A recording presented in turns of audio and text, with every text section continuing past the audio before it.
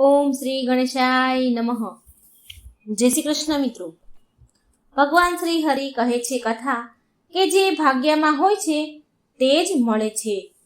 સરસ મજાની વાર્તા છે મિત્રો, ધ્યાનથી સાંભળજો. ઓમ નમો ભગવતે વાસુદેવાય. એકવાર માતા લક્ષ્મી શ્રી હરિને કહે છે કે હે જગતના પાલનહાર પરમ બ્રહ્મ મારા સ્વામી, મેં જોયું છે કે પૃથ્વી લોક પર અમુક સ્ત્રી પુરુષ તેના પ્રેમ અને સમર્પણથી સુખી જીવન જીવે છે, તથા અમુક સ્ત્રી પુરુષ એકબીજા સાથે રહીને એમની ખુશીઓ વહેંચે છે, પણ અમુક વર્ષો બાદ આપસમાં એકબીજા સાથે લડવા લાગે છે, ઝઘડવા લાગે છે અને સમય સાથે એમના પ્રેમમાં તિરાડ પડતી જાય છે. હે પ્રભુ, હું એ જાણવા માંગુ છું કે સાચા પ્રેમીઓ માટે આવનારા જન્મમાં શું થશે? શું એ જોડી ફરી પતિ પત્નીના રૂપમાં મળશે કે નહીં? સાથે હું મનુષ્યના ભાગ્ય વિશે પણ જાણવા માંગુ છું કે શું જે ભાગ્યમાં નથી હોતું તો એ પણ માણસને મળી શકે છે? મારે આ જાણવું છે. મિત્રો, ભગવાન શ્રી હરિ મંદ મંદ હસ્યા અને દેવી લક્ષ્મીને કહે છે કે હું તમારા મનની વાત સમજી ગયો છું. આજે હું તમને આ વિષયમાં એક પ્રાચીન કથા સંભળાવું છું, તે તમે ધ્યાનથી સાંભળજો. મનુષ્યનું ભાગ્ય ક્યારેક ક્યારેક દગો આપી શકે છે, પરંતુ નિયતિ હંમેશા કર્મોના આધાર પર નિર્ણય કરે છે. કેમ કે આ કથા સાંભળવાથી તમને બે જ્ઞાનની વાતો સમજાશે. પહેલા એ પતિ પત્નીનો સંબંધ કેટલા જન્મ સુધીનો રહે છે, અને બીજું એ કે જે ભાગ્યમાં નથી હોતું એ મનુષ્યને ક્યારેય નથી મળતું. તો હે દેવી લક્ષ્મી, તમે આ કથાને ધ્યાનથી સાંભળજો. ત્યારે માતા લક્ષ્મી કહે છે, હું આ કથાને પૂરા મનથી સાંભળીશ. પ્રભુ, તમે આ પવિત્ર કથા મને સંભળાવો.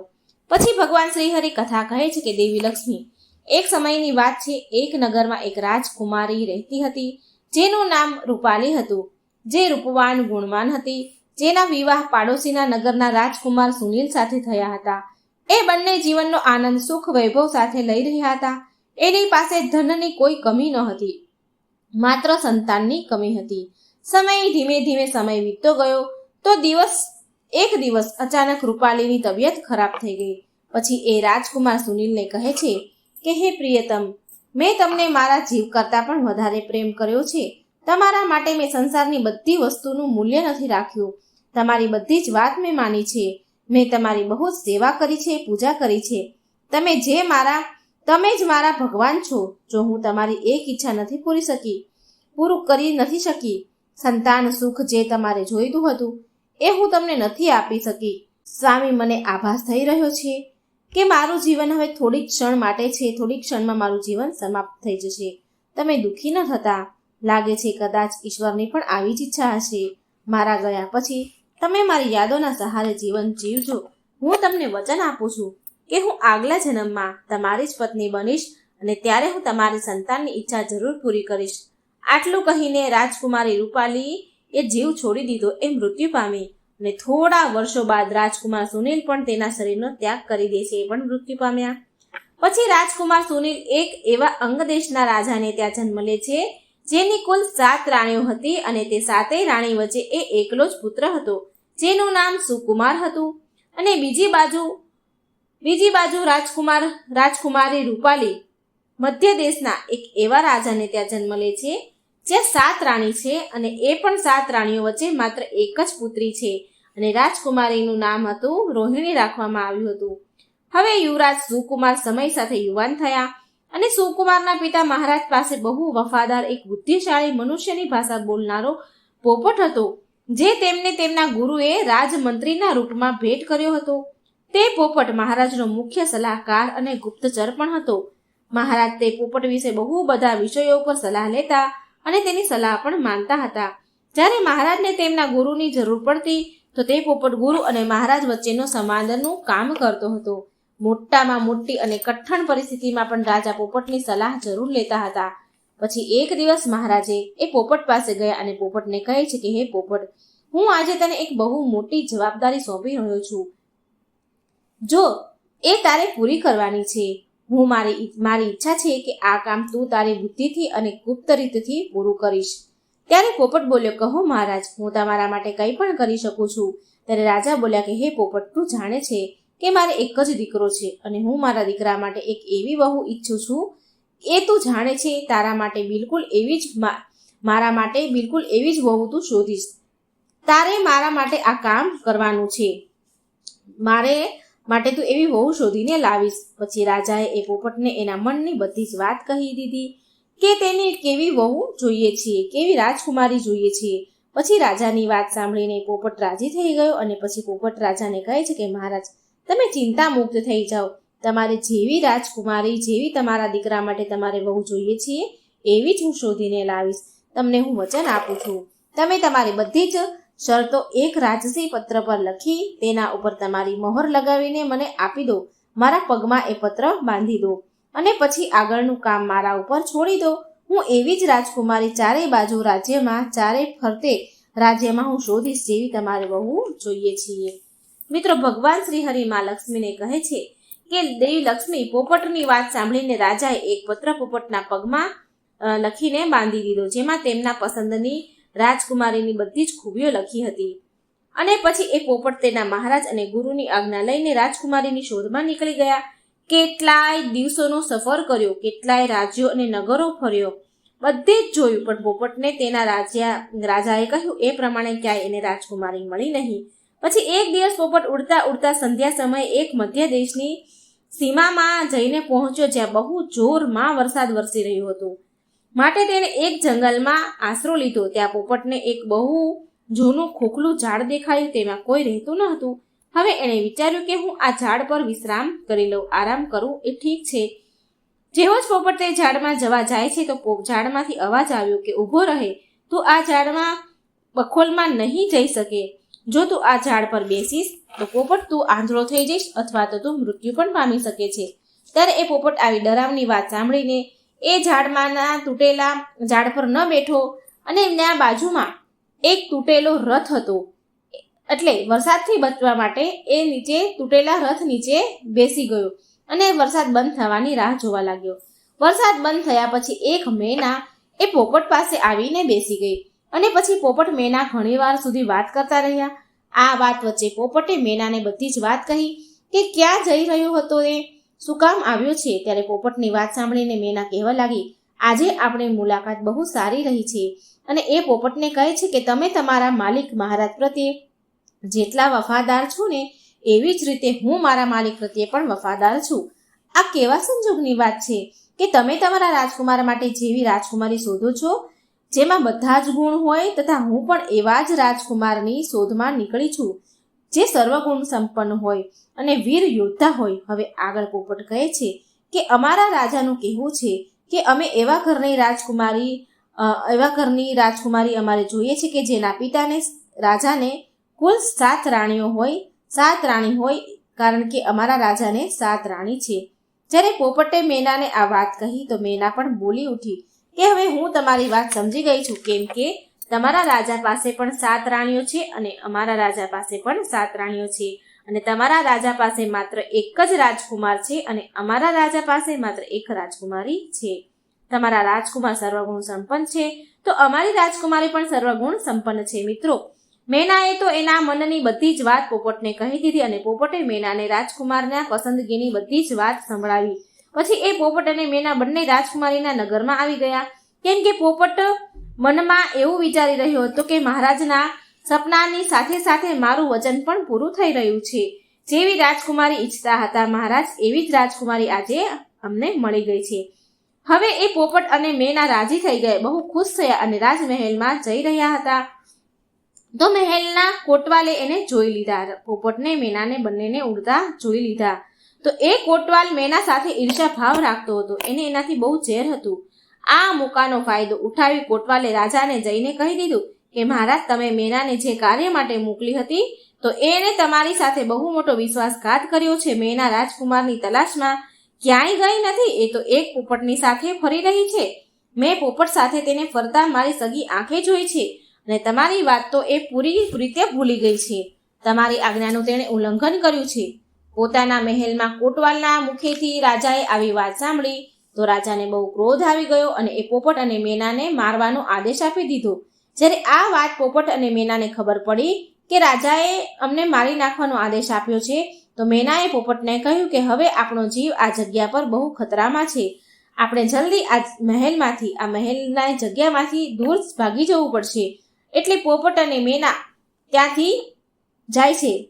મેના કહે છે કે ક્યાંક આપણને રાજા મારી ન રાખે, રાજાના સિપાહીઓ આપણને મારી નાખશે। રાજાએ નિર્ણય કરી લીધો છે કે આપણને મારવાના જ છે। પછી પોપટ ત્યાંથી ઉડી ગયા। રાજાના સિપાહીઓ બહુ સમય સુધી તેને શોધતા રહ્યા, પણ તે મળ્યા નહીં। સૈનિકો થાકી હારીને પાછા રાજમહેલમાં આવી ગયા, કેમ કે એમને લાગ્યું કે પોપટ અને મેના દૂર ભાગી ગયા હશે ક્યાંક। પણ જંગલમાં પોપટ અને મેના થોડા દિવસ માટે ત્યાં વાટ જોઈને બેસી રહ્યા હતા, જેથી લોકો એ વાતને, પોપટ અને મેનાની વાતને ભૂલી જાય। પછી થોડા દિવસો થઈ ગયા, આ વાત બધા ભૂલી ગયા, એટલે અચાનક પોપટ અને મેના પાછા મહેલ આવ્યા અને પોપટે રાજાના ડાબા ગોઠણ ઉપર અને મેનાએ રાજાના જમણા ગોઠણ ઉપર આવીને બેસી ગયા। પછી પોપટ અને મેના રાજાને પૂછે છે, તમે અમને કેમ મારવા માંગતા હતા? અમે તો તમારા વફાદાર છીએ। તમારા મહેલના કોટવાલ મારાથી ઈર્ષા કરે છે, માટે એણે મારા વિશે ખરું ખોટું તમને સંભળાવ્યું અને અમે બંને પોપટ અને મેના અમારા પોતપોતાના રાજા પ્રત્યે વફાદાર છીએ। અમે બુદ્ધિશાળી છીએ, શાનવાળા છીએ, તો અમે ખોટું શું કામ કરીએ? અમે હંમેશા તમારી સાથે વફાદારી કરી છે। પછી પોપટ અને મેના તેના મનની વાત કહે છે કે બંને રાજાને ત્યાં 7 જાત રાણીઓ છે, તથા તેમાં એક રાજાને માત્ર પુત્ર રાજકુમારી છે, દીકરી છે, અને બીજા રાજાને માત્ર એક રાજકુમારના રૂપે પુત્ર છે। એક રાજાને એવી વહુ જોઈએ છે જેને દીકરી સમાન હોય, અને બીજા રાજાને એવો જમાઈ જોઈએ છે જે દીકરા સમાન હોય। મહારાજ, અમે બંને જંગલમાં મળ્યા હતા અને અમે બંને તમારી પાસે એક સાચી જાણકારી લઈને આવ્યા છીએ। મિત્રો, ભગવાન શ્રી હરિ માં લક્ષ્મીને કહે છે કે દેવી લક્ષ્મી પોપટ અને મેનાએ રાજાને બહુ સમજાવ્યા અને તેમના મનોબળથી રાજાને ખુશ કરી દીધા। પછી પોપટે રાજા તરફ એનો એક પગ આગળ વધાર્યો, જેમાં એક પત્ર બાંધેલો હતો, જેમાં રાજકુમારની પસંદગી લખી હતી। તો રાજાએ એ પત્ર વાંચ્યું અને પત્રમાં નીચે તરફ અંગ દેશના રાજાના મોહર જોઈ તો એ બહુ ખુશ થઈ ગયા।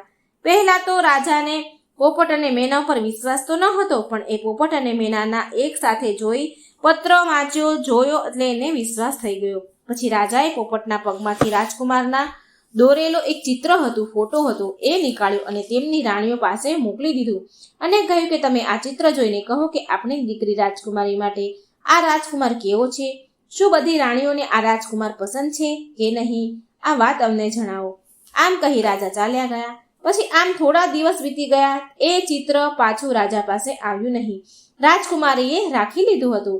રાજકુમારીને એ ફોટો એ રાજકુમાર બહુ પસંદ આવી ગયા હતા અને પછી રાજકુમારીએ રાજકુમારના ફોટાને હાથમાં જ રાખતી હતી, હંમેશા હાથમાં લઈને જ ફરતી હતી। થોડા દિવસ પછી રાણીઓએ જવાબ આપ્યો, રાજાને કહ્યું કે રાજકુમાર બધાને જ પસંદ છે, હવે આપણી દીકરીના વિવાહ જલ્દી કરી દેવા જોઈએ। આ વાત સાંભળી રાજા પણ ખુશ થયા। રાજાએ પોપટને કહ્યું કે હવે તું તારા રાજા પાસે જા અને આ સંદેશ લઈને જા અને મારો સંદેશ પહોંચાડ કે અમારી દીકરી રાજકુમારી રોહિણીએ તમારા રાજકુમાર સુકુમારને પસંદ કરી લીધા છે અને મધ્ય દેશના રાજા ઈચ્છે છે કે 4 મહિનાની અંદર વિવાહ માટે અમારા રાજ્યમાં આવે। મિત્રો, પોપટે અદ્ભુત આદર સન્માન સાથે મધ્ય દેશના મહારાજને પ્રણામ કર્યા અને પછી એના અંગ દેશમાં જવા ઉડી નીકળે છે। જ્યારે એ એના રાજ્યમાં પહોંચ્યા તો પોપટે તેની યાત્રાની બધી જ વાત રાજાને સંભળાવી। તેના પ્રિય પોપટના મુખેથી આ શુભ સમાચાર સાંભળીને રાજા તો એને ખુશીનો તો પાર ન રહ્યો। રાજા તો બહુ ખુશ થયા। મનમાં ને મનમાં વિચાર કરવા લાગ્યા કે એનું સપનું પૂરું થવા જઈ રહ્યું છે, તેમને મનગમતી બહુ મળવાની છે। પછી રાજાએ આ અવસરને શાનદાર રીતે મનાવવાનો આદેશ આપ્યો અને રાજકુમાર માટે રાજાએ સૌથી મોંઘા વિશેષ કપડાં બનાવડાવ્યા, ઘોડા માટે શાનદાર આસન બનાવડાવ્યા, સિપાહીઓ માટે નવા વસ્ત્ર ડ્રેસ બનાવડાવ્યા, બહુ જાતની નવી નવી ભેટ તૈયાર કરાવવામાં આવી, જેમાં અનમોલ હીરા, ઘરેણાં, વિશેષ કપડાઓ, બહુ મોંઘા ફળ ફ્રૂટ, કિંમતી મસાલાઓ અને સારા પ્રકારના અત્તર વગેરે બધી જ વસ્તુઓ યાદ કરીને રાજાએ તૈયારી કરી, ખૂબ ધામધૂમથી તૈયારી કરી। હવે આ બધા પ્રકારની તૈયારીમાં 4 મહિના કેવી રીતે વીતી ગયા એ તો કઈ ખબર જ ન રહી। હવે માત્ર વિવાહના થોડા દિવસ જ બાકી હતા તો તેવામાં સુકુમારના પિતા અચાનક બીમાર પડી ગયા અને કોઈ અજાણી ભયંકર બીમારીના કારણે તેમનું મૃત્યુ થઈ ગયું। આ શુભ અવસર પર પરિવારવાળા માટે બહુ મોટો ધક્કો વાગ્યો। હવે સુકુમારને તેના વિવાહ ટાળવા પડ્યા, કેમ કે આ દુઃખી સમય પર સુકુમારનું વિવાહ માટે જવું એ એના માટે એક પિતાના અપમાન કરવા જેવું લાગતું હતું। પછી જેવા સુકુમારના પિતાના માતમનો સમય વીતી ગયો તો સુકુમાર તેના પોપટ સાથે રાજકુમારી રોહિણી સાથે વિવાહ કરવા માટે ચાલી નીકળ્યા. હવે અંગ દેશથી મધ્ય દેશ કેટલાય મીલ દૂર હતો, એટલે ઘણો સમય લાગ્યો. એનો સફર પૂરો કરતા કરતા સુકુમાર મધ્ય દેશમાં જઈ પહોંચ્યા. પછી રાજકુમારે તેના ડેરો રાજકુમારીના મહેલની પાસે એક બગીચામાં નાખ્યો. આ બધા વચ્ચે એક દુઃખદ ઘટના રાજકુમાર સાથે ઘટી. કદાચ રાજકુમાર એ બગીચામાં ન ગયા હોત તો જ સારું હોત, કેમ કે એ પોપટ એક ખજૂરના ઝાડ ઉપર બેસીને ખજૂર તોડી રહ્યો હતો અને ખજૂર એના રાજકુમાર સુકુમાર સામે ફેંકી રહ્યો હતો અને પોપટ માત્ર મીઠા ગળ્યા ખજૂર જ રાજકુમારને આપી રહ્યો હતો. આ વાત તે બગીચાના માલિકને ગમી નહીં અને એને એવું લાગ્યું કે આ કેવો પોપટ છે જે એક રાજકુમારનું અપમાન કરી રહ્યો છે. ત્યારે માળીએ ક્રોધમાં આવીને તેને કુહાડીનું નિશાન બનાવ્યું અને પોપટને પાડી દીધો, એને મારી નાખ્યો. પોપટ મરી ગયો. આ કામ માળીએ અજાણતા જ કર્યું હતું અને એને એવું લાગ્યું કે પોપટ એક રાજકુમારનું અપમાન કરી રહ્યો છે. પોપટ તો મરી ગયો એટલે રાજકુમાર દુઃખી થઈ ગયો અને બીજી બાજુ રાજકુમાર પાસે એવા સમાચાર આવ્યા કે રાજકુમારીના પિતાએ એની દીકરીના વિવાહ રાજકુમાર સાથે કરવાની ના કહી દીધી છે, કેમ કે હવે એના પિતા જીવતા નથી. મિત્રો, ભગવાન શ્રી કહે છે કે હવે સુકુમાર પૂરી રીતે ભાંગી ગયો, કેમ કે હવે તેનું કોઈ રહ્યું ન હતું. તેના પિતાના પોપટે તેનો સાથ છોડી દીધો હતો અને જે રાજકુમારી માટે એ મધ્ય દેશમાં વિવાહ માટે આવ્યા હતા તો એમણે ના કહી દીધી હતી. હવે એ જાય તો ક્યાં જાય, માટે સુકુમારે એ જ બગીચામાં રહેવાનો નિર્ણય કરી લીધો.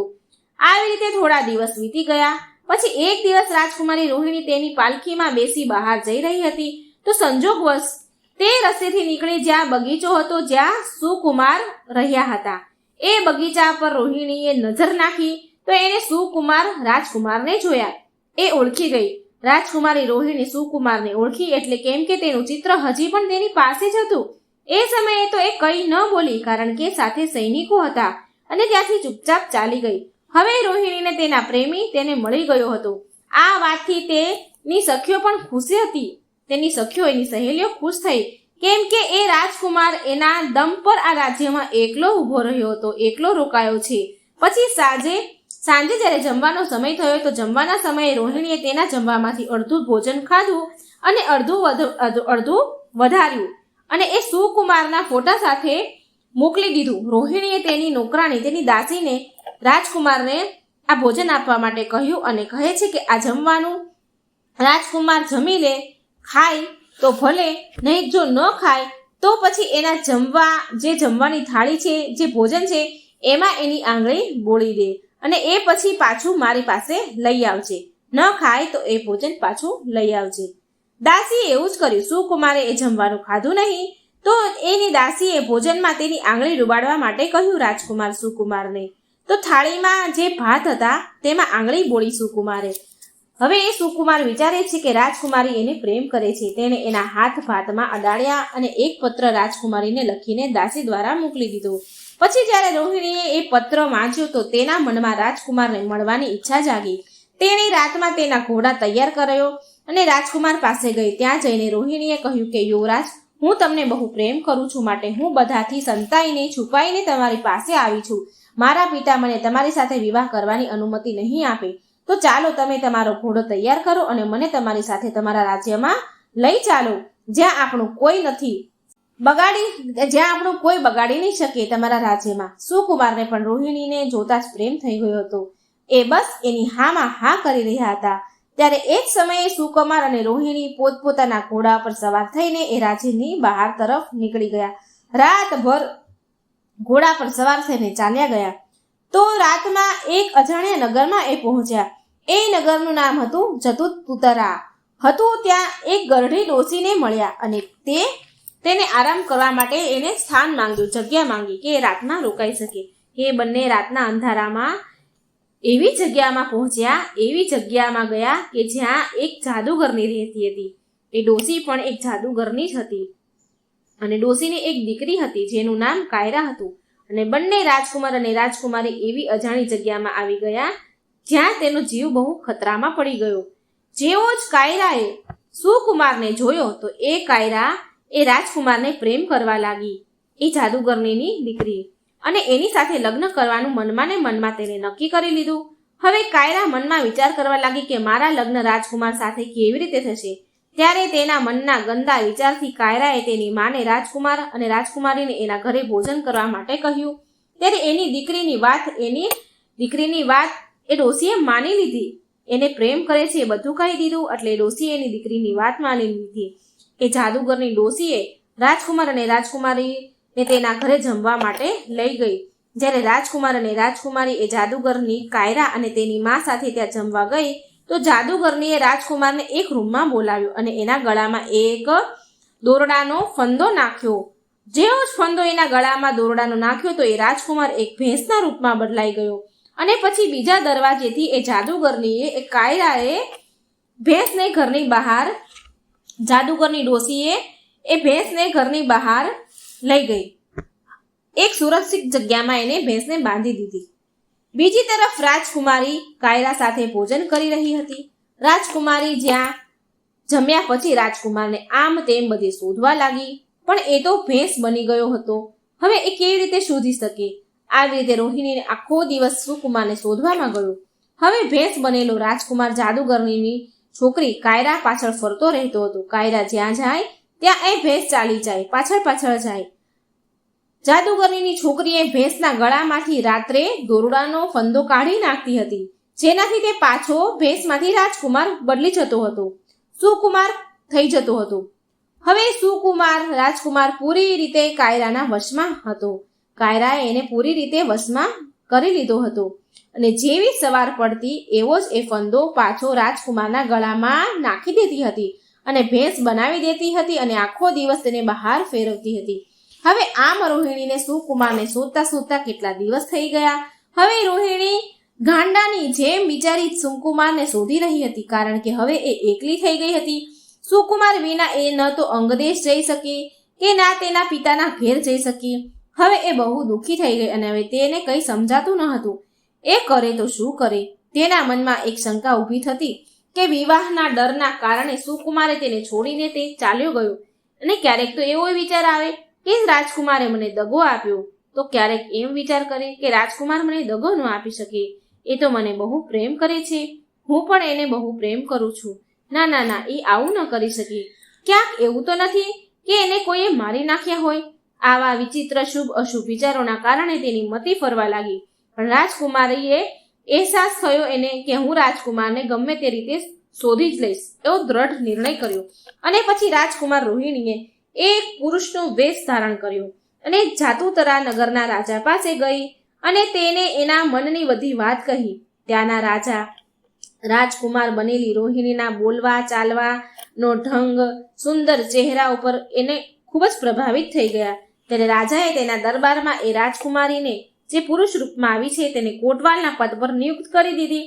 ભગવાન શ્રી હરિ કહે છે કે દેવી લક્ષ્મીને કહે છે કે લક્ષ્મીજી તે કોટવાલ બની ગઈ. કોટવાલનું આવા જવાનું બહુ બધા ઘરોમાં થાય છે અને બધા જ નગરવાસી કોટવાલના સંપર્કમાં બધાને રહેવું પડે છે. હવે કોટવાલ બનીને રોહિણીને બહુ બધા ઘરોના રહસ્યોની તેને ખબર પડવા લાગી. આ પ્રકારે રાજકુમારી કોટવાલ બનીને રાજાને ત્યાં કામ કરવા લાગી અને આમ સમય ધીમે ધીમે વીતવા લાગ્યો અને 1 વર્ષ વીતી ગયું. પછી એક દિવસ એ નગરનો જે રાજા હતો, જ્યાં એ કોટવાલ તરીકે કામ કરતી હતી, એ રાજાનું સાપ કરડવાથી મૃત્યુ થઈ ગયું અને એનો કોઈ વારસદાર દીકરા દીકરી કોઈ હતું જ નહીં, કારણ કે જાતુતરાના બધા જ નગરવાસીઓ એ કોટવાલને રાજા બનાવી દે એવો એને નિર્ણય કર્યો. એ રાજાને કોઈ વારસદાર હતું નહીં એટલે એ કોટવાલને રાજા બનાવી દે છે. કેમ કે કોટવાલ બનેલી રોહિણીનો વ્યવહાર પ્રજા સાથે બહુ સારો હતો, પ્રેમ ભર્યો હતો. તો એક દિવસ રોહિણી એના રાજ્યમાં વિહાર કરતી હતી ત્યારે એક વેપારી તેની હોશિયાર ભેંસ વેચવા માટે તેને મળે છે અને કહે છે કે મહારાજ, આ વિશેષ ભેંસ છે, આ અલગ જ એક જાતની ભેંસ છે, બહુ બુદ્ધિશાળી છે, કોઈ પણ ખોવાયેલી વસ્તુને સૂંઘીને બતાવી દે છે અને આને મનુષ્યની ભાષા પણ સમજમાં આવે છે. ત્યારે રાજકુમારી તે ભેંસને ખરીદી લે છે અને તેના મહેલમાં રાખી લે છે. પરંતુ એ જ રાત્રે અચાનક એ ભેંસ ખોવાઈ ગઈ. ત્યારે રોહિણી બનેલ રાજાએ નગરમાં સૂચના મોકલાવી કે આ નગરમાં જેટલી પણ ભેંસ છે એ બધી જ રાજમહેલના આંગણામાં કાલ સવારે ભેગી કરવામાં આવે. એ સૂચના જાદુગરની કાયરા પાસે પણ પહોંચી. બીજા દિવસે નગરની બધી જ ભેંસો રાજાના મહેલની સામે ભેગી થઈ ગઈ, પરંતુ જાદુગરની કાયરાએ એની ભેંસ રાજાને ત્યાં ન મોકલી. જોકે તે રાજકુમાર હતો, ભેંસ જે હતી એ રાજકુમાર હતી, તો પછી એને મોકલી નહીં. રાજાના દરબારમાં ભેંસ લઈને ન ગઈ. પછી જ્યારે સૈનિકોને રાજારૂપી રાજકુમારીને જાદુગરની કાયરાએ એની ભેંસ ન લાવવાની વાત કહી તો રાજારૂપી રોહિણી એકદમથી ભડકી ગઈ અને એણે જાદુગરની સહિત એ ભેંસને પર્રાણે નગરમાં બોલાવી. આ તરફ જ્યારે સૈનિકોએ એ ભેંસના ગળામાંથી પોરવેલું દોરડું જોરથી ખેંચ્યું તો એ દોરડું ભેંસના ગળામાંથી નીકળી ગયું અને દોરડું ગળામાંથી નીકળતાની સાથે જ ભેંસ રાજકુમારમાં સુકુમારમાં બદલી ગઈ. આ આશ્ચર્યજનક વાતને જોઈને ત્યાં ઉભેલા બધા જ રાજ્યના લોકો ચોંકી ગયા. ત્યારે રાજા બનેલ રોહિણીના આદેશ પર જાદુગરનીને બંદી બનાવી દેવામાં આવી. સુકુમારને તેની સામે જોતા જ રોહિણીએ નગરવાસીઓને કહ્યું કે હું અહીં મારા પ્રિય રાજકુમારની શોધમાં રોકાઈ હતી. તમે મને માફ કરજો. હું મધ્ય દેશની રાજકુમારી છું અને આ યુવક અંગ દેશના રાજા છે. હવે તમારા રાજ્ય અધિકારના રૂપમાં સુકુમાર તમારા રાજા અને હું સ્વયં એમની મહારાણી ઘોષિત કરું છું. તેની સચ્ચાઈ અને અનોખી પ્રેમ કથા જાણીને બધા જ નગરવાસીઓ ખુશ થઈ ગયા. તે રાજકુમારીને રાણી અને રાજકુમારને તેના રાજા બનાવીને સહમત થઈ ગયા. રાજા રાણી બનાવી દીધા. પછી સુકુમાર રાજા અને રોહિણી મહારાણી બની જાય છે અને તેમના વિવાહ બધા જ નગરવાસીઓ સામે થાય છે. અને ત્યાં બીજી તરફ એ જાદુગરની ડોશીને સૂલી ઉપર ચડાવી દેવામાં આવે છે અને તેની દીકરી કાયરાને હંમેશા માટે કેદખાનામાં પૂરી દે છે. કેમ કે જાદુગરની છોકરી હતી, તેને પૂર્વજન્મમાં તેના પતિ ઉપર ખોટો આરોપ લગાવીને એક રાજાને કેદખાનામાં નખાવી દીધો હતો. માટે કાયરાને પણ રાજાના દંડનો સામનો કરવો પડ્યો. શ્રી હરિ વિષ્ણુમાં લક્ષ્મીને આવું કહે છે. હવે રાજા અને રાણી એક દિવસ વનમાં ફરવા નીકળે છે અને જ્યારે જંગલમાં આવે છે, જંગલમાંથી પસાર થાય છે તો એક ઝાડ નીચે આરામ કરવા બેસે છે. તો એ ઝાડ વર્ષો જૂનું હતું. તે ઝાડ પર રાજકુમારે અને રાજકુમારીએ પૂર્વજન્મમાં એક પ્રેમનું નિશાન બનાવ્યું હતું. ઝાડ ઉપર એમનું એમ જ એ નિશાન હતું. પછી જ્યારે તેની નજર જેવા આ પ્રેમના નિશાન પર પડી તો એ બંને એકદમથી ચોંકી ગયા. એ બંનેને તેના પૂર્વજન્મની બધી જ વાત યાદ આવી જાય છે. પહેલાના જન્મની બધી જ વાત યાદ આવી તો એ બંને બહુ ખુશ થયા. રાજકુમારી બોલી કે સ્વામી, હવે મને બધું ધીરે ધીરે સમજાઈ ગયું છે. હું તમને બહુ પ્રેમ કરતી હતી. મેં તમારી બહુ સેવા કરી હતી. માત્ર મારા મનની એક જ ઈચ્છા અધૂરી રહી ગઈ હતી કે હું તમારી ખુશી માટે એક સંતાનને જન્મ ન આપી શકી. પણ આ જન્મમાં ફરી આપણે બંને મળી ગયા છીએ અને પતિ પત્નીના રૂપમાં મળ્યા છીએ, કારણ કે આ આપણો સાચો પ્રેમ હતો. માટે આપણે એક થયા છીએ અને મને પૂરો વિશ્વાસ છે કે આ જન્મમાં ભગવાન આપણી મનોકામના જરૂર પૂરી કરશે અને તમને સંતાનનું સુખ પણ જરૂર મળશે. ભગવાન શ્રી હરિ કહે છે કે દેવી લક્ષ્મી મનુષ્યના આગળના જન્મના જે પાછલા જન્મના જે બધા જ કર્મ છે એને જરૂર મળે છે. હવે આગળ સાંભળો. પછી રાજકુમારી રોહિણીએ ગર્ભ ધારણ કરે છે અને સમય જતાં એક સુંદર સંતાનને જન્મ આપે છે. આવી રીતે એક પત્ની તેના આગળના જન્મમાં તેના પતિની જે અધૂરી ઈચ્છા હતી એ પૂરી કરે છે. એના આગળના જન્મના પતિને મળે છે અને તેની ખુશી માટે એક પુત્ર રત્નને જન્મ આપે છે. હે દેવી, આ કથામાંથી પહેલા જ્ઞાનની વાત એ મળે છે કે જો સ્ત્રી પુરુષ એકબીજાને સાચો પ્રેમ કરે છે અને જરા પણ વિરોધાભાસી ભાવ નથી રાખતા તો આવા પતિ પત્નીના સંબંધ જન્મ જન્માંતર સુધીના હોય છે. અને જો બીજી બાજુ સ્ત્રી પુરુષને દગો આપે તો એને પણ દગો મળે છે અને જો પુરુષ સ્ત્રીને દગો આપે છે તો પુરુષને પણ દગો મળે છે. માટે જ પતિ પત્નીનો સંબંધ અતૂટ વિશ્વાસનો હોય છે. માટે એકબીજા ઉપર વિશ્વાસ રાખવો જોઈએ અને જે સ્ત્રી પુરુષ વિશ્વાસની દોરી મજબૂત રાખે છે તો બધા જ જન્મમાં પતિ પત્નીના રૂપમાં તે સાથે મળે છે. જેમ કે એક સમય અનુસાર રાજકુમારી તેના આગળના જન્મમાં એ જ રાજકુમાર પતિના રૂપમાં તે મેળવે છે અને તેની અધૂરી સંતાનની જે ઈચ્છા હતી પૂરી કરે છે. અને બીજા જ્ઞાનની વાત એ છે કે જો મનુષ્યના ભાગ્યમાં નથી હોતું તો એને ક્યારેય નથી મળતું, ભલે તે જીવનમાં ગમે તેટલી કોશિશ કરે. કેમ કે જાદુગરનીની દીકરીનું ચરિત્ર સારું ન હતું. એ તેની જાદુઈ શક્તિનો ઉપયોગ કરીને રાજકુમારને મેળવવા માંગતી હતી, તેને પતિ બનાવવા માંગતી હતી.